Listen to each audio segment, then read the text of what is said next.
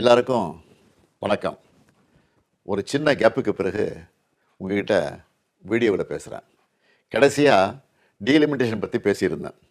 அதை தொடர்ந்து எலெக்ஷன்லாம் நடந்து முடிஞ்சிருச்சு. ரிசல்ட்டும் வந்துச்சு. ரிசல்ட்டுக்கு பிறகு என்னவெல்லாம் நடந்துச்சு, என்ன நடக்குது எல்லாத்தையும் பார்த்துக்கிட்டு தான் இருக்கோம். 2 வாரமாக எல்லா வீடுகள்லேயும் நியூஸ் சேனல் தான் ஓடிட்டே இருக்குது. அந்த அளவுக்கு பரபரப்புக்கு பஞ்சமில்லாமல் போகுது. 2026 தேர்தல் முடிவுகளை எடுத்துக்கிட்டால் திமுக ஒரு பெரிய பின்னடைவை சந்திச்சிருக்கு. அதை நாம் ஏற்றுக்கிட்டு தான் ஆகணும். இது நிச்சயமாக நாம் எதிர்பார்த்த ரிசல்ட் இல்லை. இதுக்கு அவர் காரணம் இவர் காரணம்னு யாரும் யார் மேலேயும் பழி போடாதீங்க. தலைவராக இந்த தோல்விக்கு நானே பொறுப்பேற்றுக்கிறேன். வெற்றி கிடைக்கும்போது எனக்குத்தான் அந்த கிரெடிட் வந்து சேருது. அப்போது தோல்வி அடையும் போதும் அந்த பழியை நான் தான் ஏற்றுக்கணும். அதுதான் ஒரு நல்ல தலைவருக்கான இலக்கணம்.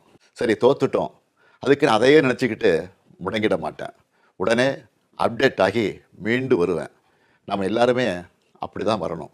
அதுக்கு உங்களோட ஆலோசனைகள், பரிந்துரைகள், ஐடியாக்கள் எனக்கு வேணும். எலெக்ஷனாக இருந்தாலும் கரெக்ஷனாக இருந்தாலும் உங்கள்கிட்ட தான் வந்தாகணும்.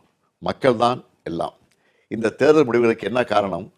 திமுக இன்னும் எப்படியெல்லாம் உங்களுக்காக உழைக்கணும்னு நீங்கள் நினைக்கிறீங்கன்னு சொல்லுங்கள். உங்களோட கருத்துக்களை ஓப்பனாக சொல்லுங்கள். அதுக்காகத்தான் இந்த உடன்பிறப்பின் குரல் வெப்சைட். இதில் உங்கள் கருத்துக்களை பதிவிடுறது ரொம்ப சிம்பிள். உங்கள் வாய்ஸ்லேயே பேசி கருத்துக்களை சொன்னீங்கன்னா அதுவே டைப் ஆகிடும். நேரடியாக நீங்களே டைப் பண்ணியும் சொல்லலாம். இல்லைன்னா நீங்கள் பேப்பரில் எழுதி அந்த ஃபோட்டோவை அப்லோட் பண்ணலாம், டாக்குமெண்ட்டாக அனுப்பலாம். உங்கள் கருத்துக்கள் எனக்கு வந்து சேர்ந்துடும்.